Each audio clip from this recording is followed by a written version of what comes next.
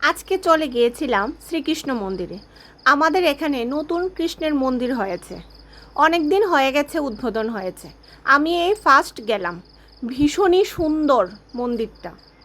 মন্দিরে গোপালের একটা পাথরের মূর্তি রয়েছে, দুটো ছোট ছোট গোপালও রয়েছে, রাধাকৃষ্ণ রয়েছে। মন্দিরে এসে মনে হচ্ছে স্বয়ং রাধাকৃষ্ণ এখানে আসে। মন্দিরটা এত সুন্দর যে বলার মতো নয়।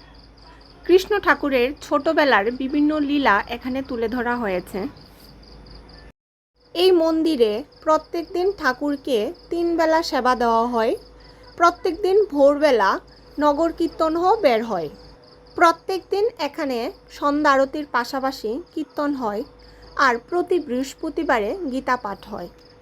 আমরা যখন গিয়েছিলাম মন্দিরে তখন তেমন লোক ছিল না, কিন্তু কীর্তনের সময় প্রচুর লোক হয়। এত লোক হয় যে মন্দিরে বসার জায়গাই থাকে না। আমাদের বাড়ির পাশেই এই মন্দিরটি রয়েছে।